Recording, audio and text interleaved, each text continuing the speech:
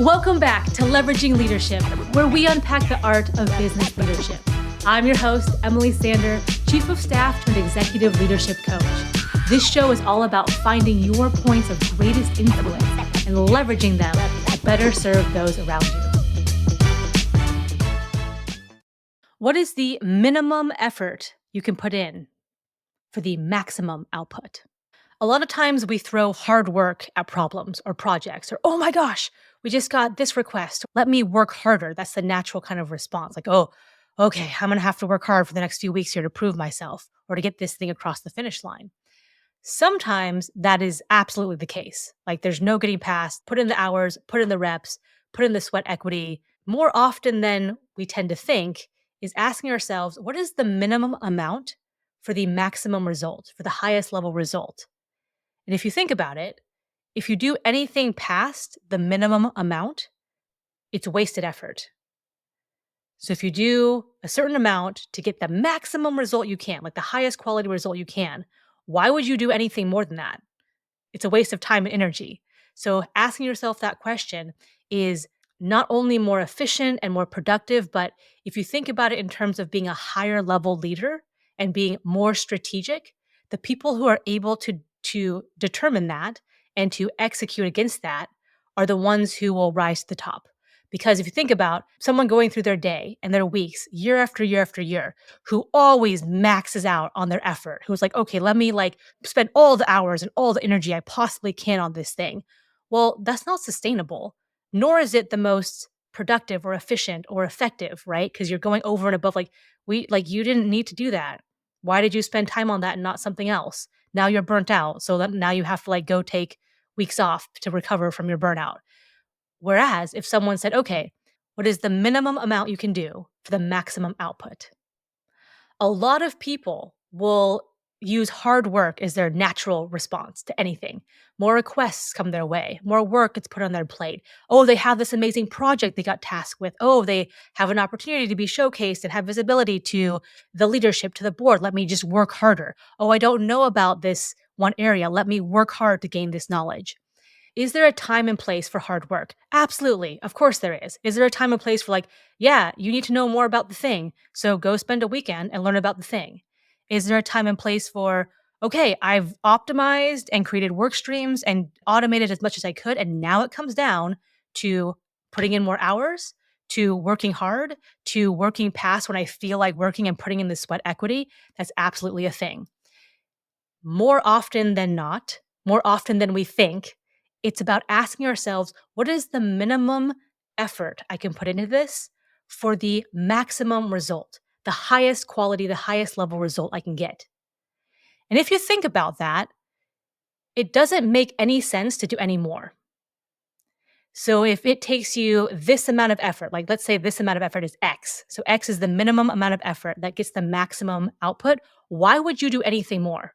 Why would you do X plus 100, X plus 1,000, X times infinity? Why would you do that? It makes no sense because you're already getting the best possible outcome and result that you can. So why would you put yourself and or your team through the extra effort when that extra effort and energy and brain power could be redeployed in other areas? You can think about this in a couple ways. You can think about it in pure production, right? You're more efficient, you're more effective, but you can also look at it like this. A higher level leader, a more strategic leader will pay attention to these kinds of things. That's where you next level yourself, right? So instead of playing checkers, you play chess. Okay, I'm going to look at all of what I have in front of me, and I'm going to ask myself, what is the minimum effort that me and my team can do to get the best possible result? And then do that and execute aggressively to that, and then know that that's where you should stop. And then you spread your energy and your time and attention across all the other things you have to do. If you imagine one person going, okay, I am going to go above and beyond, and I'm going to run on the hamster wheel, and I am going to drive and work hard and burn myself out and do that week after week, month after month, year after year, they're going to be in one spot.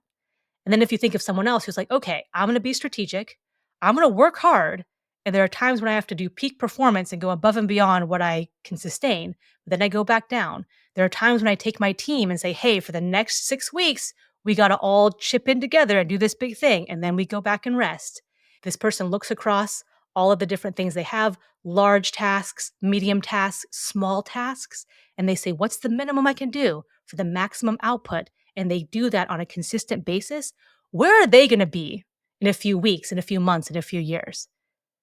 They're going to be in a fundamentally different place than the first person. All right, some examples here. Let's say you are a chief of staff and you have been tasked with organizing and spearheading this on-site retreat for the leadership team. It's an annual on-site.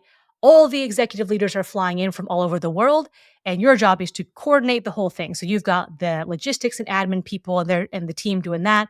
You've got, okay, what's going to be on the agenda? What are the discussion topics? Who's invited? That's a big topic. How do I organize this thing so the information and discussions flow best? How do I have breakout discussions? How do I facilitate that? All of these things are on the table. Is this important? Yes. Does this have a lot of visibility? Yes. Could this be a potential game changer in your career? Potentially, yes. Okay, so it's not that it's unimportant. It's not that the stakes aren't high, but it's also about asking, like, what is the minimum amount I can do for the maximum output? The maximum output is a fantastic offsite. Oh my gosh, we got so much done. We got to meet new people. We talked about relevant topics. We're clear on our go forward plan. We have next steps. We have our communication channels. I feel energized and motivated going into this next fiscal year. That is the outcome that you're driving toward. What is the minimum you and your team can do for that? Because these things happen all the time with chiefs of staff, right? And it comes about once a year because it's an annual leadership meeting. So you have the rest of your full-time job to do. So you can't put everything else away and just do this all by itself, although that would be nice. You often have to say, okay, what are we driving at? What is a good outcome? What is the very best outcome for us in this case? And then what is the minimum amount I can do to get us that outcome? And then redeploy your energy elsewhere. All right, last example is let's do emails. So emails are a day-to-day thing that we do every day, all day long. And if you think about that trajectory over time and someone always spending a little bit too much time or energy on every single email they do over weeks, months, years, that's going to add up. Whereas if someone's very clipped and sharp and precise and okay, what's the minimum effort for this particular email? And there's different types of emails, but for this email, what's the minimum I can do to get the maximum result? Are there times to read things more than once, to choose your words carefully, to have someone else look at it? Absolutely. As chief of staff, when I would do press releases, it was like I would read that thing 3 or 4 or 5 times. I would have different sets of eyes on it. I would make sure it's like grammatically correct. All this stuff is ready to go. If I was doing all hands emails, like I would certainly read that more than once. I would reorder things. I would go, okay, we're talking about a reorg here. This is going to be under a lot of scrutiny. People are going to read this email, especially the paragraph about their department over and over again. And like, what does that mean? Or like, what does this mean? So the words I chose and the way I said it was important. And so I spent time there and I had someone else look at it. I was actually notoriously bad for spending too much time on these types of things. I would read it 14 times instead of 3 or 4 times. I would go back and forth between this word and that word. And it like the connotation was so subtle in some of these cases where it's like, are you done yet? And that was something that I had to work on. Full confession, I still have to work on that. So even in like day-to-day back and forth emails, I sometimes still get caught fine tuning and just like, oh, like ChatGPT, tell me like 10 synonyms for this word and let me plug in the right one. Like, oh, that's the one I want over here.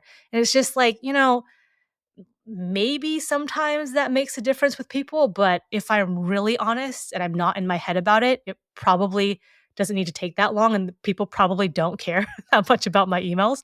So it like sometimes I'm like, Emily, you just spent 20 minutes on that freaking email. It should have taken you 2. Like, move on with your life. Let's go. And so I have to consistently remind myself of that. Okay, so takeaway for you is to go out into your next week and look for opportunities for you and or your team and or your principal to ask, what is the minimum amount for the maximum output? And I'll catch you next time on Leveraging Leadership.